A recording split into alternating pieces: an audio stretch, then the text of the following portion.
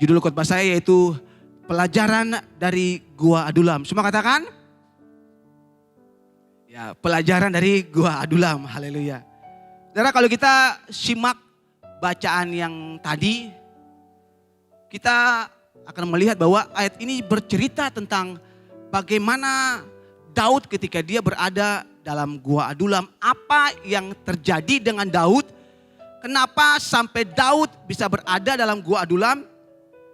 Dan selama dalam Gua Adulam, bagaimana kondisi Daud di sana? Jadi kalau kita lihat kenapa Daud bisa berada di Gua Adulam, saya mengatakan bahwa sebenarnya ini adalah saat di mana Daud mengalami kondisi dia berada pada titik nol. Daud berada pada kondisi dia sangat tidak berdaya. Tadi saya katakan dia berada pada titik terendah dalam hidupnya. Saat Daud berada dalam Gua Adulam, Daud kehilangan segala-galanya.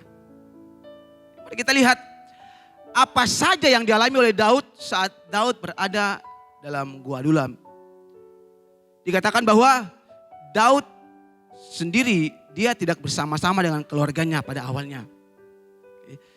Dia kehilangan teman-temannya, kehilangan orang-orang yang mensupport dia, yang mendukung dia. Dia kehilangan partner-partnernya. Semuanya hilang dalam sekejap mata ketika dia lari. Dan kita akan lihat Daud kehilangan apa saja ketika dia ada dalam Gua Adulam. Saat Daud berada dalam Gua Adulam, yang pertama Daud itu kehilangan pekerjaannya. Tahukah Anda kisah sewaktu Goliat menantang orang Israel? Kita sendiri tahu bahwa tidak ada satupun dari bangsa Israel yang berani menghadapi Goliat. Dan Saul bilang begini, siapa di antara kalian yang mampu menghadapi Goliat?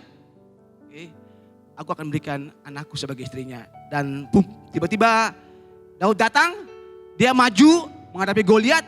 Dan karena Tuhan menyertai Daud, amin. Sekali lagi karena Tuhan menyertai Daud. Dan akhirnya dia menang. Dan lihat ketika Daud menang, Daud naik level. Dari seorang gembala, sekarang jadi seorang prajurit. Daud naik level. Saudara, seringkali kalau Goliat datang dalam hidup kita, itu artinya bahwa Tuhan sementara ingin bawa kita naik level. Yang percaya katakan amin. Lagi, waktu Goliat datang dalam hidup kita, itu artinya bahwa Anda sementara akan naik level. Dan Daud naik level.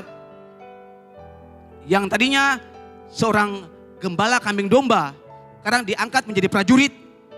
Bukan hanya menjadi prajurit, sekarang menjadi kepala prajurit. Dan ketika menjadi kepala prajurit, dia berhasil.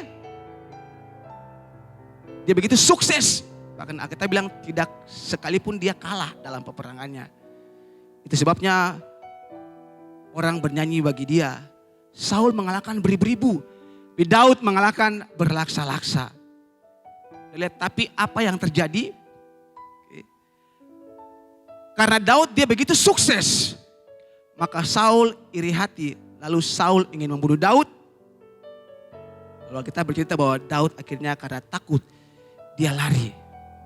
Saudara akan temukan kenyataan bahwa ketika Anda sementara naik, akan ada orang-orang yang mungkin menjadi iri hati karena kesuksesan Anda. Itu pasti saudara, itu pasti. Konteksnya di mana saja pasti akan ada orang yang tidak suka. Jadi ketika Anda berhasil. Tapi saudara kita lihat bahwa hari ini, karena Daud begitu sukses, akhirnya Saul menjadi iri hati.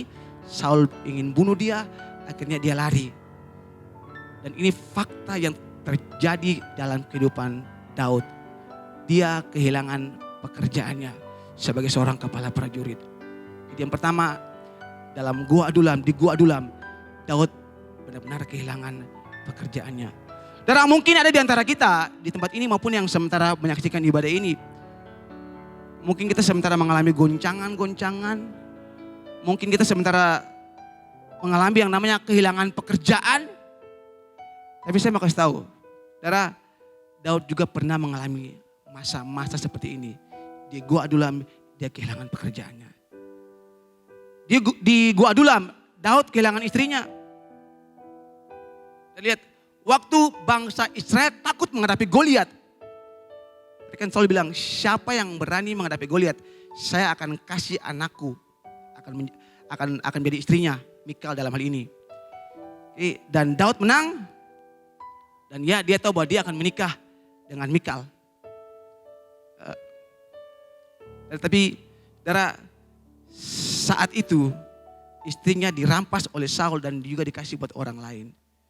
Kita lihat Daud bukan cuma kehilangan pekerjaannya, tapi dia juga kehilangan istrinya. Wanita yang harusnya dinikahkan dengan dia juga akhirnya dikasih buat orang lain. Mungkin semua kita juga yang ada sementara menyaksikan tayangan ini, bahkan yang lagi duduk di tempat ini, juga mengalami guncangan-guncangan dalam keluarga kita. Tapi saya bilang dalam Gua Adulam pun Daud mengalami guncangan yang sama. Di Gua Adulam, Daud bukan cuma kehilangan pekerjaannya, bukan cuma kehilangan istrinya, tapi Daud juga kehilangan rumahnya. Yang tadinya Daud tinggal di padang rumput, menggembalakan domba, lalu naik jadi kepala prajurit dan sekarang tinggal dalam istana. Tapi ketika dikejar oleh Saul, akhirnya dia lari. Daud kehilangan rumahnya. Daud jadi buronan, kehilangan rumahnya. Istrinya dikasih untuk orang lain. Kita lihat, mungkin ada di antara kita semua di tempat ini maupun yang sementara menyaksikan tayangan ini. Kita pun mungkin sementara bergumul dengan rumah atau tempat tinggal. Di Gua Adulam, Daud pun bergumul tentang hal yang sama. Di Gua Adulam, Daud juga kehilangan penasihatnya Samuel. Karena biasanya kalau kita dalam masalah, tidak ada jalan keluar. Ini konteks kita di gereja ya, tidak pasti kita cari Tuhan. Tapi dalam konteks kita di dalam gereja, selain Tuhan, kita pastinya akan mencari pemimpin rohani kita. Betul, amin? Ya. Kita mungkin akan mencari gembala, mentor rohani, atau PKS saudara. Mungkin kita akan curhat, kita akan minta didoakan. Dan lihat waktu Daud kehilangan pekerjaan, waktu keluarganya Daud goncang, waktu Daud tidak punya rumah lagi, Daud lalu melarikan diri dan luput dari Saul. Daud mencari penasihat rohaninya, mentornya yaitu Samuel. Waktu ketemu Samuel, Daud curhat dengan Samuel. Kemudian setelah ketemu dengan Samuel, itu kita bisa baca dalam 1 Samuel pasal yang ke-19 ayat 18 dikatakan, maka Daud dan Samuel pergi dan tinggal di Nayot. Karena aman tidak? Ternyata tidak aman di sana juga. Saul dan musuh-musuhnya tahu bahwa Daud ada di Nayot. Lalu Daud di sini ketakutan dan dia kabur lagi bersama dengan Samuel, dan hari itu juga Daud berpisah dengan penasihatnya Samuel. Hari itu juga Daud kehilangan Samuel sebagai penopang dalam hidupnya. Daud sudah kehilangan pekerjaan, istri, rumah. Sekarang Daud kehilangan penasihatnya. Ya sekarang kemana Daud bisa berlari? Pertanyaannya. Lihat Daud juga kehilangan sahabat karibnya. Ketika dia begitu merasa kehilangan, tidak ada orang yang menopang dia. Rumahnya, pekerjaannya, istrinya. Lalu Daud mulai ingat, oh saya punya seorang sahabat karib. Saya punya teman baik yang namanya Jonatan. Lalu Daud bertemu dengan Jonatan, sahabat karibnya. Tapi saya lihat bahwa akhirnya juga Daud harus berpisah dengan Jonatan. Daud ke arah sini, Jonatan ke arah yang berlawanan sana. Daud juga pada akhirnya berpisah dengan sahabat karibnya. Dia tidak punya tempat kemana Daud bisa berlari lagi. Daud kehilangan harga dirinya. Sampai akhirnya Daud tidak punya lagi tempat untuk dia lari. Karena kemana saja dia pasti dikejar-kejar oleh musuhnya. Lihat Daud kehilangan harga dirinya waktu dia ke Gad. Karena Gad itu di mana? Gad itu di daerah orang Filistin. Ini musuh bebuyutan orang Israel. Ini musuh besarnya orang Israel. Dan secara logika tidak mungkinlah kita kabur ke daerah musuh kita waktu kita ingin melarikan diri. Oke. Tapi Daud tidak tahu tempat kemana dia harus berlari. Dan akhirnya dia harus ke Gad, dia harus ke daerah Filistin. Karena dia sudah tidak punya tempat, karena dia sudah tidak punya penopang, karena dia sudah tidak punya rumah, karena dia sudah tidak punya sahabat karib. Dia dikejar-kejar oleh musuhnya dan akhirnya dia ngumpat, dia bersembunyi ke daerah orang Filistin. Lalu tadi saudara baca, kita lihat bahwa di sana pun orang bilang begini, bukankah itu Daud orang Israel yang hebat itu? Bukankah dia di mana orang bernyanyi-nyanyi, Saul mengalahkan beribu-ribu, tapi Daud mengalahkan berlaksa-laksa. Dan lihat, justru di Gad pun orang kenal dia, orang tahu dia. Tadi kita menyaksikan bahwa lalu ketika Daud mendengar hal itu, dia menjadi takut.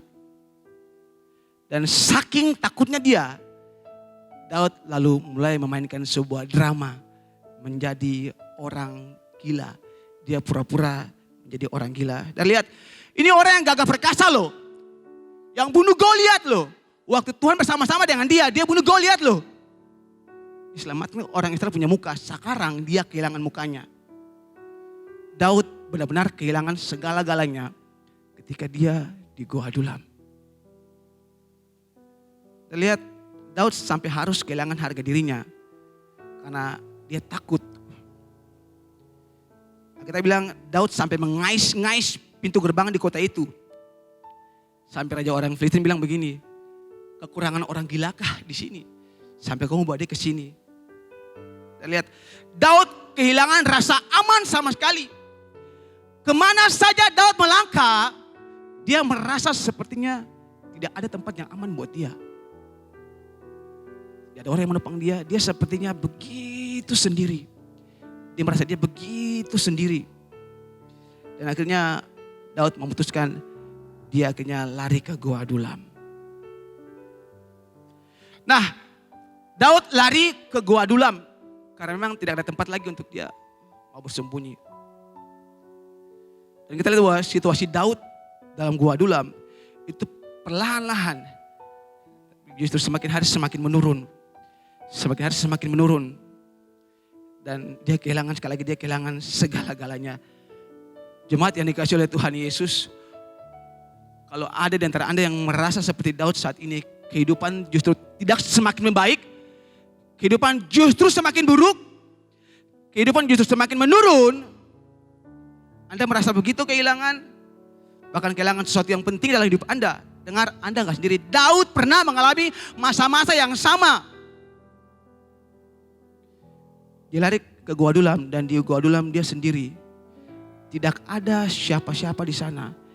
Gelap, pengap, kotor, lembab. Sudah begitu tidak punya apa-apa. Anda bisa bayangkan, inilah kondisi Daud ketika dia ada di Gua Adulam.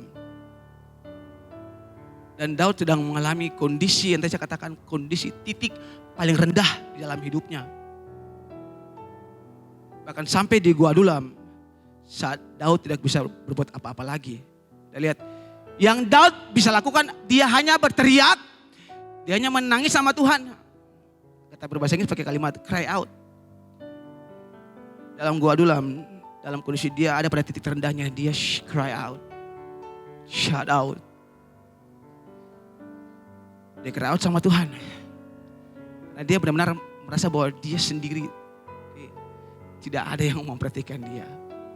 Sepertinya tidak ada jalan keluar bagi dia. Dan dia menulis itu dalam Mazmur 142. Mungkin saya bisa gambarkan kondisinya ketika dia sementara menuliskan Mazmur ini, saudara. Dalam Mazmur 142, Daud bilang, aku sesak. Tuhan, aku sesak. Dan kesesakanku, Tuhan, kuberitahukan kepadamu. Daud bilang, Tuhan, semangatku lemah lesu. Daud bilang, Tuhan, tidak ada seorang pun yang menghiraukanku. Daud bilang, Tuhan, tempat pelarian bagiku telah hilang. Daud berseru, Tuhan, aku menjadi sangat lemah. Karena musuh-musuhku menjadi terlalu kuat bagiku. Daud bilang, aku seperti berada dalam penjara. Mungkin seperti itu kalau saya mau rangkum Mazmur 142. Sekali lagi saudara, jelas dalam Mazmur ini Daud tidak lagi memiliki apa-apa. Tidak ada satu orang pun di muka bumi yang menghiraukan Daud. Dan Daud hanya bisa cry out sama Tuhan. Dia hanya bisa menangis sama Tuhan. Dia berteriak sama Tuhan. Dan mungkin hari-hari ini juga ada di antara kita yang merasa bahwa hidup kita seperti berada dalam gua yang sangat gelap. Kotor di sana. Dan Anda merasa bahwa Anda tidak sanggup lagi.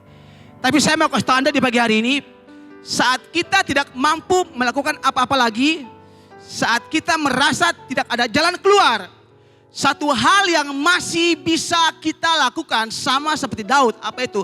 Cry out sama Tuhan. Cry out sama Tuhan, nangis sama Tuhan, teriak sama Tuhan. Waktu gak ada orang yang dengar Anda punya keluhan, Tuhan dengar Anda punya keluhan.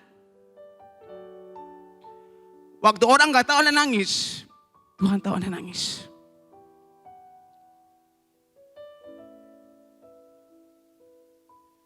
Kenapa? Karena hanya Tuhan satu-satunya, semua katakan satu-satunya. Karena hanya Tuhan satu-satunya, Dia sumber kekuatan. Hanya Tuhan satu-satunya, Dia sumber jawaban kita. Yang percaya katakan amin.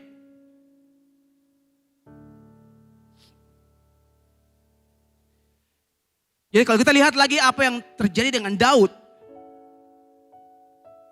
Pada waktu dia di Gua Adulam. Tadi dikatakan begini dalam 1 Samuel pasal 22 ayat yang kedua. Berhimpunlah juga kepadanya setiap orang yang dalam kesukaran. Setiap orang yang dikejar-kejar tukang piutang. Setiap orang yang sakit hati. Maka ia menjadi pemimpin mereka. Bersama-sama dengan dia ada kira-kira 400 orang. Sudah sendirian, tidak berdaya, tidak punya apa-apa. Malah kedatangan 3 tipe manusia. Yang waktu saya bacakan seharusnya dalam kondisi begini Daud butuh penolong. Tapi yang datang buat dia justru 3 tipe manusia yang maaf awalnya buat saya. Tidak punya guna bagi Daud. Awalnya menurut saya. Tapi kita menyaksikan bahwa pada akhirnya orang-orang ini juga berguna bagi Daud. Melatih Daud untuk menjadi pemimpin. Melatih Daud untuk belajar diplomasi. Sehingga ketika akhirnya dia keluar, dia jadi raja. Dia sudah tahu bagaimana menghandle orang-orang rendah. Dia sudah tahu bagaimana mengkonseling orang-orang yang dalam kesesakan. Dia tahu. Dari ini 3 tipe orang yang datang mencari Daud ketika Daud di Gua Adulam. Kata kitab orang-orang yang dalam kesukaran. Ini orang-orang yang tidak hanya berada dalam kesukaran, tapi di bawah tekanan, ketegangan, bukan cuma stres, tapi juga depresi. Daud sudah begitu stres, datang juga orang stres. Mungkin Daud sudah begitu depresi, datang juga orang-orang yang penuh dengan depresi. Yang kedua, datang juga orang-orang yang kata kitab dikejar tukang piutang. Orang-orang yang tidak punya apa-apa lagi, yang tidak sanggup untuk bayar hutang. Mereka pikir Daud bisa kasih makan dia, padahal mungkin dalam gua Daud pun kesulitan untuk makan. Datang juga kata kita orang-orang yang sakit hatinya. Orang-orang yang dalam jiwanya begitu pahit. Mungkin karena dia perlakukan tidak adil. Ya, Daud pun pernah mungkin sementara dalam Gua Adulam dia merasa, kok Saul seperti gini ya. Jadi yang datang ke Gua Adulam bersama-sama dengan Daud adalah orang-orang yang bermasalah. Karena tidak tanggung-tanggung jumlahnya 400 orang. Semua katakan oh. Yang datang semuanya bermasalah, jumlahnya 400 orang. Apa yang bisa Daud lakukan? Lihat, orang-orang yang datang pada Daud itu adalah orang-orang yang tidak punya pengharapan. Dan Daud pun pada kondisi yang sama. Dia juga seperti orang-orang yang datang buat dia, tidak punya pengharapan. Tapi saya mau kasih tahu saudara di pagi hari ini. Justru pada saat di Gua Adulam, Tuhan bekerja atas kehidupan Daud. Justru saat di Gua Adulam, yang tadinya gua tempat pelarian bagi Daud. Gua yang lembab, yang suram. Tapi justru di tempat itu muncul pahlawan-pahlawan Daud yang luar biasa dari ke-400 orang ini, saudara. Lihat, Tuhan terus bawa Daud dalam sebuah rangkaian proses. Dalam sebuah rangkaian proses yang menurut saya tidak mudah, sangat berat. Tapi toh endingnya, Tuhan mendudukan dia pada tahta Raja Israel. Dan Alkitab menyaksikan bahwa dia menjadi salah satu raja yang sangat berhasil sepanjang sejarah orang Israel. Luar biasa Tuhan kita, amin. Tidak ada yang pernah membayangkan bahwa selesai dari Gua Adulam, Daud bakal jadi seperti gini. Tapi Tuhan bisa bikin itu. Jadi apa yang bisa kita pelajari di pagi hari, saudara? Kalau Daud berada di Gua Adulam, sebenarnya Gua Adulam adalah sebuah tempat restorasi, pemulihan. Kalau kita lihat sebenarnya Gua Adulam adalah tempat di mana Tuhan mengubah seluruh jalur kehidupan Daud. Tuhan mengubah semua kehidupan Daud supaya Daud menggenapi rencana Tuhan dalam hidupnya. Saya mau kasih tahu Anda di pagi hari ini, mungkin ada di antara Anda yang mengalami kehilangan pekerjaan, rumah tangganya goncang, tidak punya harapan, kehilangan sahabat, mengalami krisis, mengalami proses, merasa tidak ada harapan lagi. Tapi dengar baik-baik, justru pada saat di masa yang tersulit dalam hidup kita, sebenarnya kita tidak jauh dari momen terbesar yang sementara Tuhan mau lakukan dalam hidup kita. Yang percaya katakan amin. Sekarang tergantung bagaimana perspektif kita, bagaimana cara pandang kita. Lagi saya mau ingatkan, justru ketika Anda berada pada masa-masa tersulit dalam hidup kita, sebenarnya kita justru tidak jauh. Mungkin kita hanya selangkah saja dari momen terbesar yang mau Tuhan lakukan bagi kita dalam hidup kita, mungkin keluarga kita.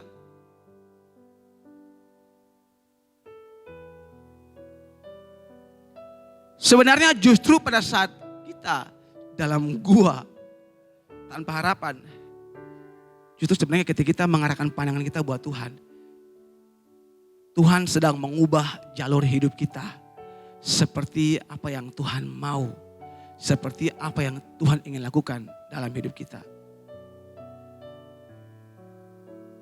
Saudara, dalam perjalanan pelayanan saya, bukan berarti bahwa saya tidak pernah sama sekali mengalami krisis.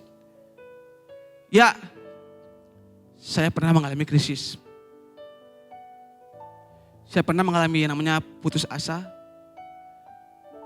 Dalam perjalanan pelayanan saya, bukan berarti bahwa ketika saya berdoa tidak dijawab. Saya pernah berdoa. Dan sampai hari ini saya melihat bahwa apa yang saya doakan belum saya terima. Tapi satu hal yang saya mengerti bahwa kalau Tuhan izinkan saya mengalami proses dan krisis, satu hal yang saya mengatakan pada Tuhan, Tuhan kalau saya boleh lewat dari krisis ini Tuhan, maka Tuhan bentuk saya menjadi orang yang berbeda. Tuhan, kalau saya bisa lewat krisis ini, proses ini, penderitaan ini, pergumulan ini, Tuhan, bentuk saya jadi pribadi yang berbeda. Bentuk saya jadi orang yang berbeda. Karena saya tahu bahwa Tuhan mau lakukan sesuatu yang berbeda dalam hidup saya. Lihat apa yang saya alami. Karena saya percaya bahwa Tuhan mau lakukan sesuatu yang baru dalam hidup saya lewat apa yang saya alami. Saat Daud berada dalam Gua Adulam, sebenarnya Tuhan melakukan sesuatu yang baru dalam hidup Daud.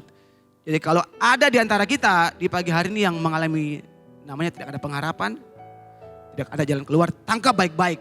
Kita lihat, sebenarnya Tuhan mau melakukan sesuatu yang baru dalam hidup Anda. Sebenarnya janji Tuhan sudah ada di depan mata Anda. Sebenarnya janji Tuhan sedang digenapi dalam hidup Anda. Amin. Ini Anda hanya selangkah lebih dekat pada penggenapan janji itu. Jangan pernah mundur. Jangan pernah berhenti. Karena Anda mungkin tidak tahu, selangkah saja Anda dekat dengan mujizat. Anda gak pernah tahu. Daud bertahan. Saudara, janji Tuhan dan mujizat itu pasti digenapi. Amin. Amin. Saya ulangi sekali lagi. Saudara, janji Tuhan dan mujizat itu pasti digenapi. Haleluya. Ingat baik-baik bahwa mujizat dan janji. Mujizat dan janji Tuhan itu selalu berdampingan dengan goncangan dan krisis. Saya ulangi sekali lagi. Mujizat dan janji itu selalu berdampingan dengan guncangan dan krisis. Dan itu artinya kalau sekarang krisis guncangan sementara Anda hadapi, maka sebenarnya Anda sementara berdampingan dengan mujizat Tuhan. Makanya saya bilang, ketika dalam guncangan jangan pernah Anda mundur. Dalam krisis jangan pernah Anda muncul. Jangan pernah Anda mundur. Karena Anda sesungguhnya berdampingan dengan mujizat Tuhan. Anda sementara menanti melihat itu digenapi dalam hidup Anda. Amin. Bilang buat orang di kiri kanan, mujizat itu dekat denganmu. Dan kita sebentar lagi akan mengalami mujizat dalam hidup kita. Amin. Kenapa? Karena Allah tidak pernah lalai dalam menggenapi janjinya bagi kita. Haleluya. Karena dia Allah yang pegang janjinya. Dia Allah yang tidak pernah gagal. Kita lihat Daud pernah menderita di Gua Adulam. Tetapi penderitaan Daud tidak pernah sia-sia. Karena Tuhan bisa memakai penderitaan kita itu untuk kemuliaan namanya. Jadi kenapa Tuhan izinkan kita mengalami penderitaan dalam hidup kita? Kenapa Tuhan izinkan kita menderita? Kita dengar baik-baik. Karena ada janji Tuhan. Karena ada janji Tuhan yang tidak bisa diakses cukup dengan doa. Tetapi ada janji Tuhan yang bisa diakses dengan penderitaan. Tidak cukup dengan doa saja, tapi dengan penderitaan. Baru Anda bisa melihat mujizat Tuhan, janji Tuhan digenapi dalam Anda punya hidup. Dalam Anda punya keluarga. Karena kadang kita mungkin harus bayar harga sangat mahal supaya janji Tuhan itu digenapi bagi kita. Karena kita harus bayar harga sangat mahal supaya janji Tuhan digenapi dalam pelayanan kita, dalam gereja kita. Ya, kita berdoa, tapi terkadang tidak cukup dengan berdoa. Kadang Tuhan mau kita masuk dalam penderitaan, baru itu digenapi. Kadang Tuhan mau kita bayar harga sangat mahal, baru itu digenapi dalam kita punya hidup. Hari ini kita belajar bagaimana cara Tuhan menggunakan penderitaan dan memakainya untuk menggenapi tujuan Tuhan dalam hidup kita. Kita mau belajar, kita melihat bagaimana Tuhan bekerja sama dengan kita. Sehingga saat krisis, saat proses, saat penderitaan, itu semua tidak menjadi sia-sia. Justru itu boleh membawa kemuliaan bagi nama Tuhan, menggenapi tujuan Tuhan dalam hidup kita. Jadi apa maksud Tuhan menggunakan penderitaan? Saya tulis di sini. Yang pertama karena Tuhan ingin kita semakin dekat dengan Tuhan. Tuhan ingin kita semakin dekat dengan Dia. Tapi yang terjadi adalah kebanyakan sewaktu orang itu ada dalam proses, dalam krisis, orang itu malah semakin menjauh dari Tuhan. Ada? Saya bilang banyak sekali. Kenapa saat proses datang kita malah semakin jauh dan tidak bisa dekat dengan Tuhan? Mungkin karena kita menganggap bahwa Tuhan lupa sama kita. Saudara, saya mau kasih tahu buat saudara di pagi hari ini. Tuhan tidak pernah lupa akan kita. Saudara, dikatakan bahwa Allah itu melukiskan kita di telapak tangannya. Coba Anda angkat telapak tangan Anda. Jauh atau dekat dari pandangan Anda? Sangat dekat. Seperti itulah kedekatan Tuhan. Tuhan ada buat Anda. Karena Tuhan sebenarnya tidak pernah melupakan Anda, meninggalkan Anda. Cuman Anda yang merasa seperti begitu. Saya mau kata sekali lagi, Tuhan tidak pernah lupa dengan Anda. Kalau Tuhan lupa dengan Anda, kita nggak akan pernah merayakan Natal. Kalau Tuhan lupa dengan kita. Kita harusnya menjadi orang-orang yang layak untuk terlupakan. Tapi Tuhan mau ingat kita.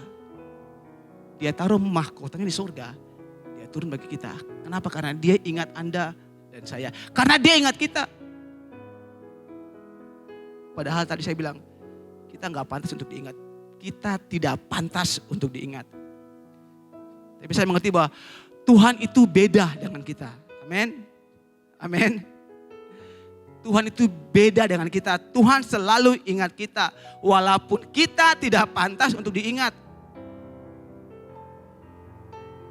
Waktu manusia jatuh ke dalam dosa, itu otaknya sudah mulai korslet. Semua yang negatif ada dalam pikirannya. Anda bisa bayangkan, ada mungkin 100 atau lebih, ada banyak kebaikan Tuhan yang begitu saja langsung dilupakan ketika kita melihat bahwa jawaban doa kita belum dijawab. Langsung lupa kebaikan Tuhan. Kita lupa bahwa ada begitu banyak jawaban doa kita yang sudah Tuhan berikan bagi kita. Lalu hanya apakah karena satu saja doa kita belum dijawab, kita lupa semua kebaikan Tuhan? No. Saya pikir enggak. Kenapa? Karena Tuhan ingat kita. Amin. Bilang buat orang di kiri kananmu, Tuhan mengingatmu. Tuhan selalu mengingat Anda. Ketika Daud dia ada di Gua Adulam, Tuhan tetap ingat Daud. Tuhan tetap melihat dia. Karena Daud ada di hati Tuhan. Saya bilang, Anda ada di hati Tuhan. Amin. Bilang buat orang kiri kanan, Anda ada di hati Tuhan. Yang Tuhan inginkan hanyalah Anda cry out, Anda nangis sama Tuhan, Anda seeking out, Anda cari dia. Kenapa? Karena justru di saat itulah Tuhan akan turun tangan. Dan lihat, Tuhan izinkan penderitaan karena Tuhan ingin kita semakin dekat dengan dia. Yang kedua, Tuhan menggunakan penderitaan untuk memperbesar kapasitas hati manusia. Lagi Tuhan menggunakan penderitaan untuk memperbesar kapasitas hati manusia. Kita lihat dalam 2 Tawarik 16 ayat yang ke-9 dikatakan begini. Karena mata Tuhan menjelajah seluruh bumi untuk melimpahkan kekuatannya kepada mereka yang bersungguh hati terhadap dia.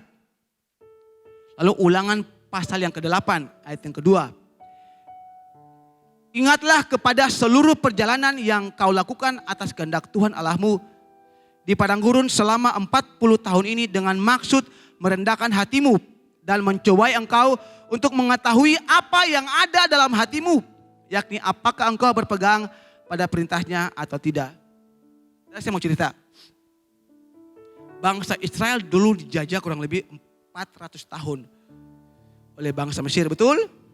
Betul ya? Jadi bangsa Israel diperbudak oleh bangsa Mesir kurang lebih 400 tahun. Berapa lama? 400 tahun. Dan secara manusia tidak mungkin orang Israel bisa keluar dari tanah Mesir. Karena Firaun sangat kuat. Sangat powerful. Tapi Alkitab menyaksikan bahwa melalui Musa, mujizat Tuhan dikerjakan. Kalau saya hitung waktunya mungkin ya kurang lebih 18 hari lewat 10 tulah. Dengan asumsi bahwa 1 hari 1 tulah. Jadi hanya tulah pertama yang berlangsung selama 7 hari dan tulah yang ke-9 yang berlangsung selama 3 hari. Jadi kalau asumsi saya 1 hari 1 tulah berarti mungkin kurang lebih 18 hari. Saya bilang mungkin ya. Memang saya coba selidiki Alkitab, tulah yang lain tidak dituliskan berapa lama terjadi. Hanya tulah pertama dan tulah ke-9. Tulah pertama selama 7 hari, tulah ke-9 selama 3 hari, itu saya selidiki. Jadi kalau saya asumsi kurang lebih 18 hari Tuhan buat mujizat. Lalu akhirnya orang Israel keluar. Tuhan mengeluarkan orang Israel dari tanah Mesir. Butuh waktu kurang lebih berapa lama? 18 hari, kurang lebih 18 hari. Nah sekarang kalau kita lihat ulang lagi Ulangan pasal yang ke-8 ayat yang kedua tadi. Saya mau tanya, butuh waktu berapa lama untuk Tuhan membentuk hati orang Israel? 40 tahun di padang gurun. Saya ulangi sekali lagi. Butuh waktu berapa lama untuk Tuhan buat mujizat bahwa orang Israel keluar dari Mesir? Kurang lebih 18 hari. Tapi butuh waktu berapa lama untuk Tuhan membentuk hati karakter orang Israel? 40 tahun. Pertanyaan saya buat kita semua di pagi hari ini. Buat Tuhan lebih mudah yang mana? Melakukan mujizat ataukah membentuk hati manusia? Jawabannya, buat Tuhan lebih susah membentuk hati manusia. Berarti buat Tuhan mujizat itu kecil. Amin. Buat Tuhan mujizat itu kecil. Gampang. Semudah Tuhan membalikkan telapak tangan. Dan semuanya terjadi. Buat Tuhan kecil. Tapi yang jadi masalah buat kita adalah hati kita di hadapan Tuhan. Karena tidak mudah bagi Tuhan untuk mengubah hati kita. Orang Israel butuh 40 tahun. Di padang gurun baru hatinya diubahkan oleh Tuhan. Karena Anda harus tahu bahwa yang menarik bagi Tuhan adalah hati kita, karakter kita. Itu yang menarik hati Tuhan. Yang paling penting bagi Tuhan adalah hati kita. Karena buat Tuhan untuk membuat mujizat itu semudah membalikan telapak tangan. Sangat mudah buat Tuhan. Itu sebabnya kata firman Tuhan tadi, mata Tuhan menjelajah seluruh bumi untuk mencari apa? Orang-orang yang ganteng, yang cantik, yang keren. Bukan saudara, yang kata Alkitab, yang hatinya sungguh-sungguh untuk Tuhan. Yang bersungguh hati. Ini orang-orang yang dicari oleh Tuhan. Ini orang-orang yang siap menerima mujizat dari Tuhan. Karena hatinya buat Tuhan. Tapi saudara lihat bahwa seringkali kita datang sama Tuhan. Kita tidak bawa hati kita. Kita datang sama Tuhan, kita bawa masalah kita. Hari ini Tuhan mau kalau kita datang sama Tuhan, jangan kita bawa masalah kita dulu. Kenapa? Karena buat Tuhan, masalah kita itu bukanlah masalah. Buat Tuhan, masalah kita itu kecil. Buat Tuhan untuk melakukan mujizat, semudah Tuhan membalikkan telapak tangan. Tuhan mau kalau hari ini kita datang buat Tuhan, kita bawa hati kita buat Tuhan. Karena Tuhan sudah berjanji bahwa Tuhan akan mencurahkan anugerahnya. Untuk siapa? Kata Alkitab, untuk orang-orang yang bersungguh hati. Untuk dia, untuk Tuhan. Jadi kalau Tuhan tunda jawaban doa kita, itu mungkin karena Tuhan sementara ingin membentuk hati kita. Kalau Tuhan sementara menunda jawaban doa kita, itu mungkin karena Tuhan ingin sementara memproses hidup kita. Membentuk hati kita. Jadi Tuhan ingin kasih hatimu buat Tuhan.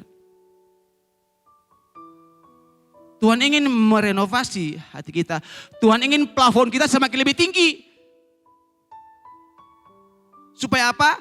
Kapasitas kita semakin lebih besar. Jadi kalau krisis, guncangan, masalah, penderitaan itu datang. Sebenarnya Tuhan mau memperbesar kapasitas hati Anda dan saya. Amin. Amin. Tuhan mau hati kita. Tuhan pakai penderitaan untuk melatih kekuatan kita. Yang ketiga.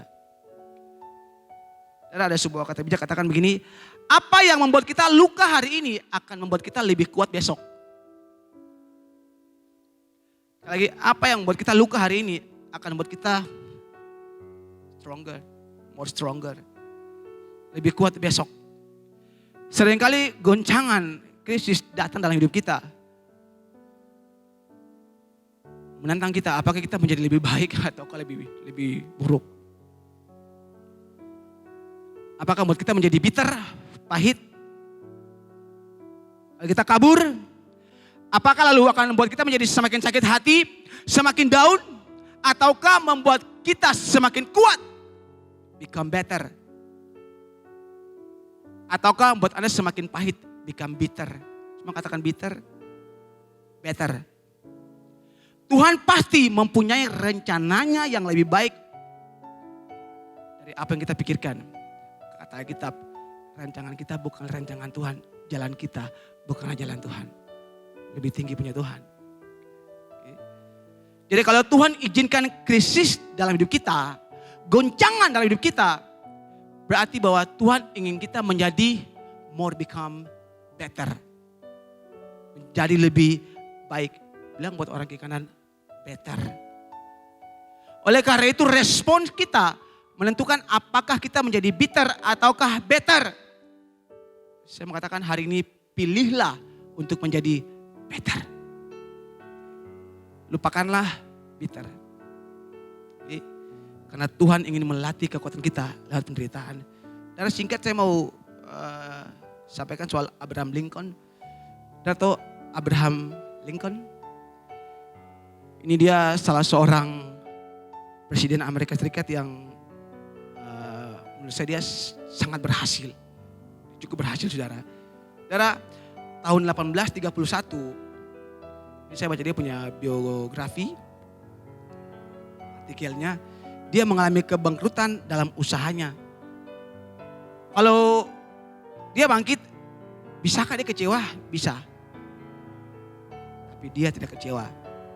1831, 1832, dia kalah dalam pemilihan lokal. Bisa nggak dia kecewa? Bisa, tapi dia memilih tidak kecewa. 1833, dia bangkrut lagi. Dia mulai bangkrut lagi. Bisa nggak dia kecewa? Iya, dia bisa untuk kecewa, tapi dia memilih untuk tidak kecewa. 1835, istrinya meninggal. Bisa nggak dia pahit, bitter? Bisa, tapi dia memilih untuk tidak. 1836, dia menderita tekanan mental.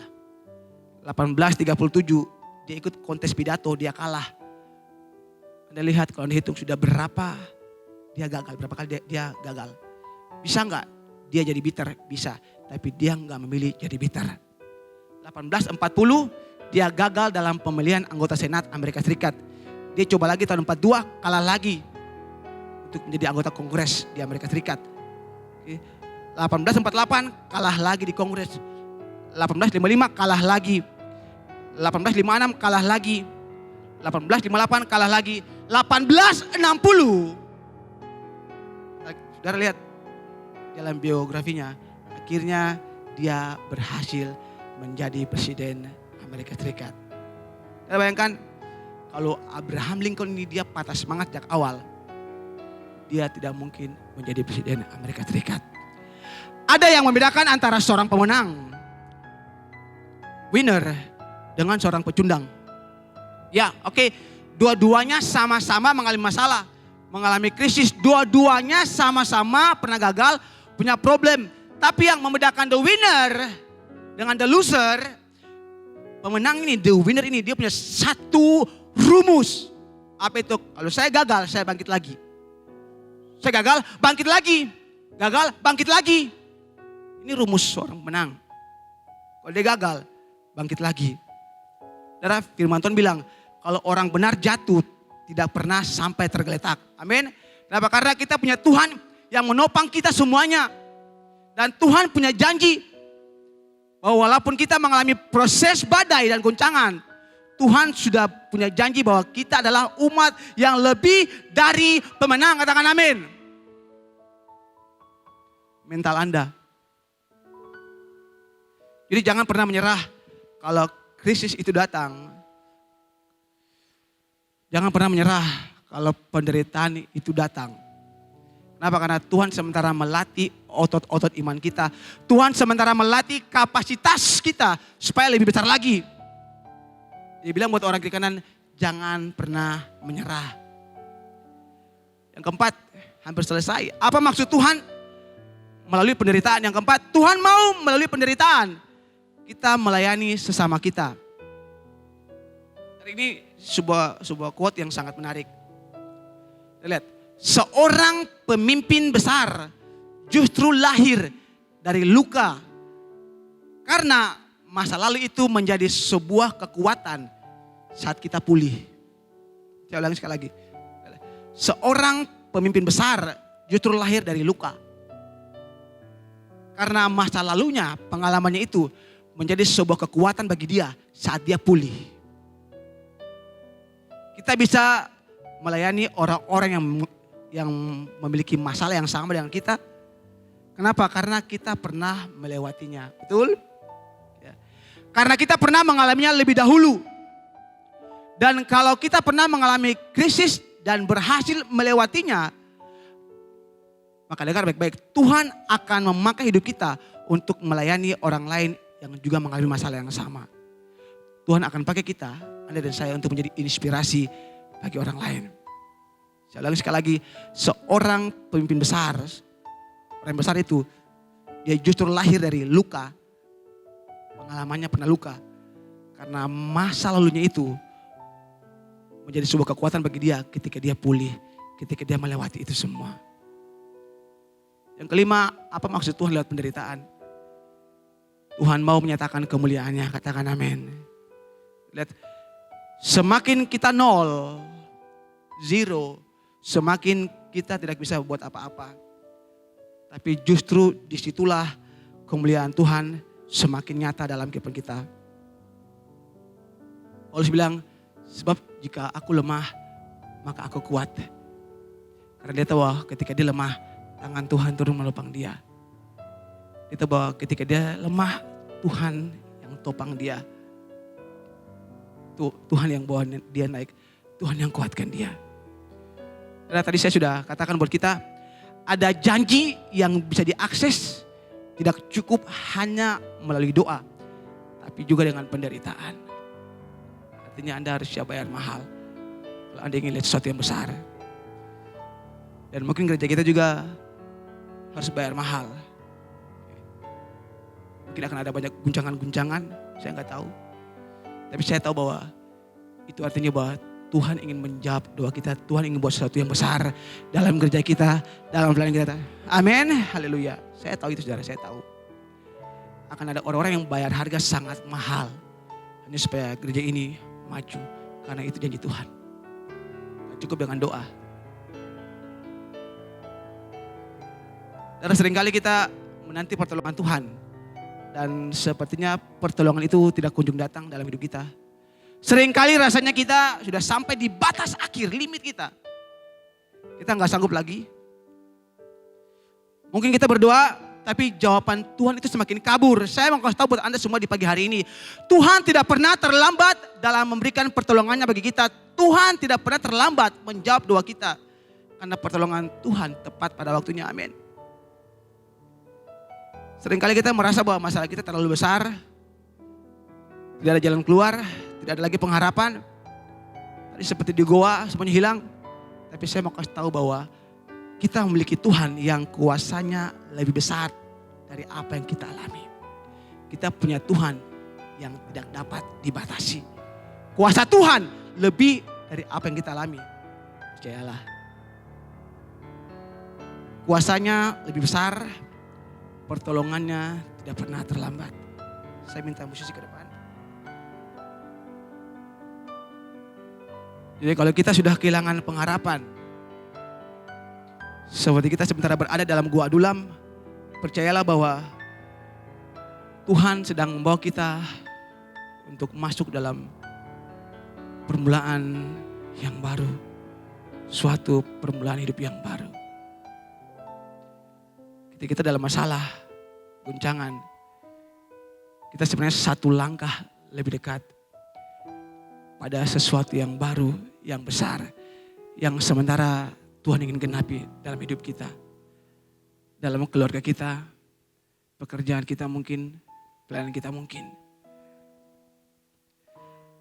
Ada janji yang Tuhan ingin genapi dalam hidup kita. Ingat bahwa ketika penderitaan, goncangan dan krisis itu datang, artinya bahwa Anda dan saya, kita sementara berdampingan dengan mujizat. Karena guncangan dan krisis selalu berdampingan dengan mujizat. Ketika ada guncangan, ada krisis, ada mujizat yang sudah Tuhan siapkan bagi kita. Kata kita untuk orang-orang yang bersungguh hati untuk Tuhan.